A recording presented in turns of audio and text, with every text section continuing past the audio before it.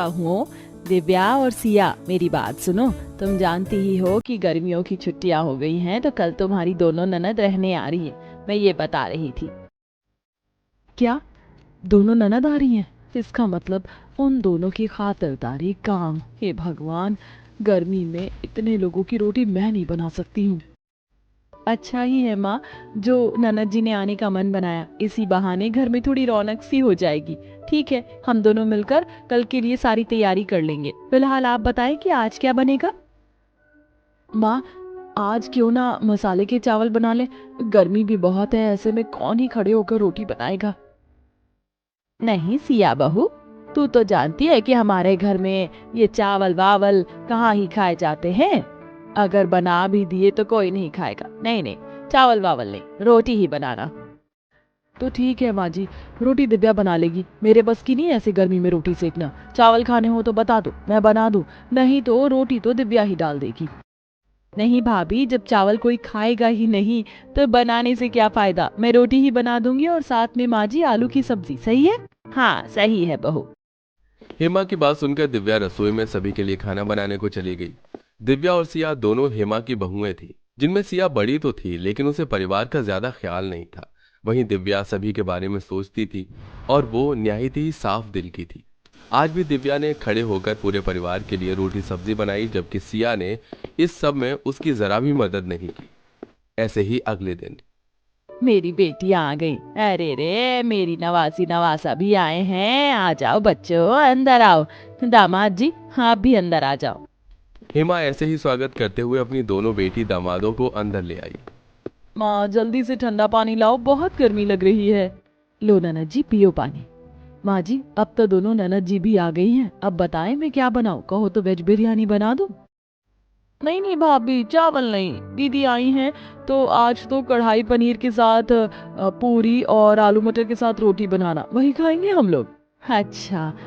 माँ जी जरा साइड तो आना। हाँ बोल। माँ जी, इतनी गर्मी है, ऊपर से इतने सारे लोग, अगर ये सभी चावल खा लेंगे तो सही है, नहीं तो मैं रोटी नहीं बनाने वाली हूँ।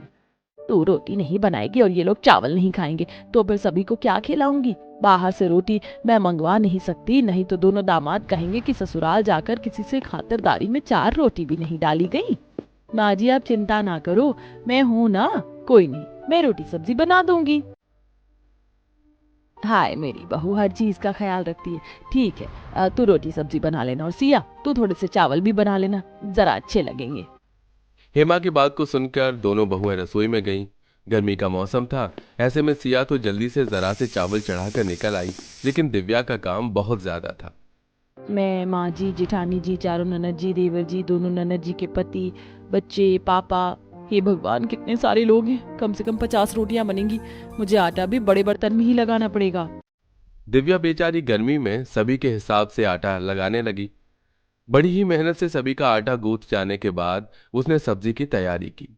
हे भगवान, मेरा तो सारा पानी इस आटे को लगाने में ही निकल गया। लेकिन अभी तो ये मेहनत से रोटी बनानी बाकी है। चल दिव्या, काम पर लग जा। दिव्या ने ऐसे बोलकर रोटी बनाना शुरू कर दिया। इस बीच वो पूरी पसीने में नहा गई। कुछ देर के बाद सिया रसोई में अपने चावल देखने आई। अरे हाँ, चावल तो नरम हो गए हैं। अरे दिव्या, तुम्हें कितना पसीना आ गया है। और बनो महान कि तुम ही सारी रोटियां बना दोगी।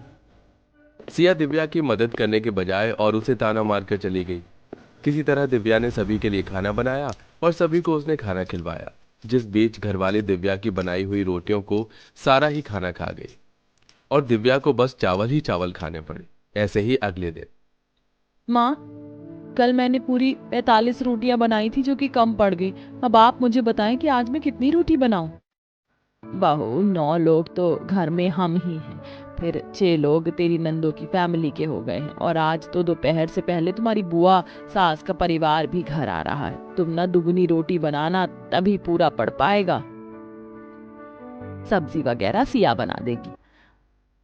माँ जी, आपको बात समझ नहीं आती है क्या? अगर चावल बनवाने हो तो मुझसे बोलो, मैं 70 लोगों के लिए भी चावल बनाने से नहीं डरूंगी, लेकिन रोटी सब्जी को मैं हाथ भी नहीं लगाऊंगी। अगर बहू को फिक्र है तो बाहर से बना लो, क्योंकि मुझे महान बनने का कोई शौक नहीं है। सिया के साफ मना करने के बाद अब दिव्या के पास कोई ऑप्शन नहीं था। दिव्या ने ही सभी के लिए आज फिर से रोटी सेकने की जिम्मेदारी ले ली, जिसके लिए वो आज सुबह से ही लग गई थी। दोपहर तक जाकर दिव्या ने सभी के लिए रोटी बनाई। अब बुआ सास का परिवार भी आ चुका था, तो फिर दोनों बहुओं ने मिलकर सभी को खाना खिलवाया। भाई वाह, गर्मी में हल्के मिर्च मसालों का खाना और हाथ की रोटी मजा ही यार। लगता है कि इस बेचारी ने इतनी रोटियां बनाई हैं तभी तो इसकी हालत बिल्कुल खराब दिख रही है। जया को दिव्या का चेहरा दिख गया था। ऐसे ही सिलसिला चला। रोज दोनों वक्त की रोटी देवरानी बनाती और जेठानी जरा से चावल बनाकर फरार हो जाती थी। ऐसे ही सिलसिला जारी था और आज हेमा सभी मेहमानों को बाहर घुमाने लेकर जा रही थी। माँ जी, आप सभी बाहर जा रहे हो? इसका मतलब खाना क्या आज सभी बाहर ही खाएंगे? नहीं मेरी बच्ची, तेरी बुआ सास है ना, उन्हें तो बाहर के खाने से सख्त नफरत है। कोई भी बाहर खाना नहीं खाएगा, लेकिन सभी चले जाएंगे तो खाना कौन बनाएगा? एक काम कर दिव्या, तू यहीं रुक जाओ, रोटी सब्जी बना ले, मैं बस कुछ ही देर में इन सबको घुमा कर आ रही हूँ। हेमा ने जैसे बोला दिव्या ने वैसे ही किया। वो घर में ही खाना बनाने को अकेली रुक गई और सिया समेत सभी मेहमान और घर वाले घूमने को निकल गए। पूरा परिवार गर्मी में शाम में सबसे पहले एक पार्क में पहुंचा, जहां उन सभी ने आइसक्रीम खाई। मेरा पुराना शहर आज भी उतना ही सुंदर है जैसे पहले था। यहाँ कितना सुकून भी है। आपका फेवरेट फ्लेवर स्ट्रॉबेरी है? मुझे ये शादी से पहले पसंद था।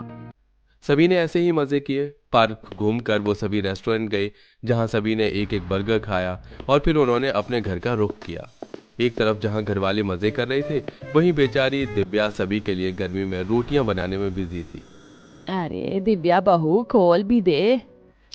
माँ जी, आ गए आप लोग। दिव्या बेटा, तू घर में है? तू यहाँ क्या कर रही है? बुआ साहब जी, मैं सभी के लिए खाना बनाने को रुकी थी। खाना बस तैयार ही है, आप लोग खा लीजिए। दिव्या की बात सुनकर जया ने सिया को घूर कर देखा। क्यों ही बहू रानी, बस दिव्या ही इस घर की बहू है, तो कुछ नहीं लगती हम लोगों की। क्या हो गया? मैं जब से आई हूँ देख रही हूँ कि रोजाना रोटी सब्जी वो भी इतने सारे लोगों में दिव्या ही कर रही है। तेरा कोई फर्ज नहीं है? बोल। क्यों नहीं है? और मैं क्या मना करती हूँ खाना वाना बनाने को? बस यही शांत हो जा। अगर तू मना नहीं करती है ना तो ठीक है, कल का खाना तू बनाएगी और चावल नहीं, रोटी सब्जी। ठीक है, इसमें कौन सी बड़ी बात है?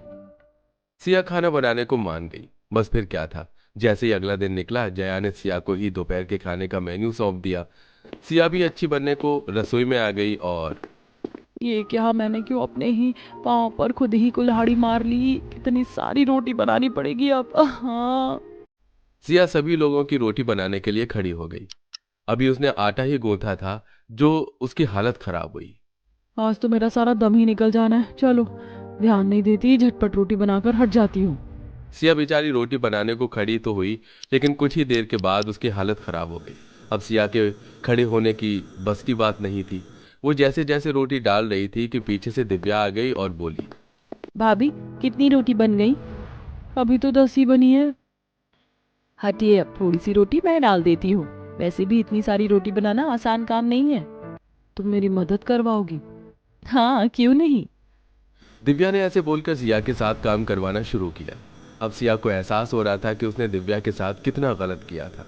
अब उसे दिखाई दे रहा था कि जिस लड़की को वो हमेशा कामों में अकेले धकेले रखती थी, वो आज उसके ही काम में हाथ बटा रही थी। तुम मेरी मदद क्यों करवा रही हो? मैंने तो कभी तुम्हारी मदद नहीं की, जबकि तुमने तो कितने वक्त इतनी इतनी सारी ही रोटियां बनाई हैं दिव्या। क्योंकि मैं जानती हूँ कि ये काम आसान नहीं है भाभी। अब ये सब छोड़िए, घर परिवार में तो मिलकर ही काम करना चाहिए। चलिए, मिलकर सभी को खाना खिलाते हैं। दिव्या की बात से सिया को आज काफी सीख मिली। आज के बाद से अब कभी सिया ने दिव्या को अकेले काम में नहीं धकेला। अब दोनों देवरानी जिठानी मिलकर काम किया करती थी और अब सब कुछ ठीक हो चुका था।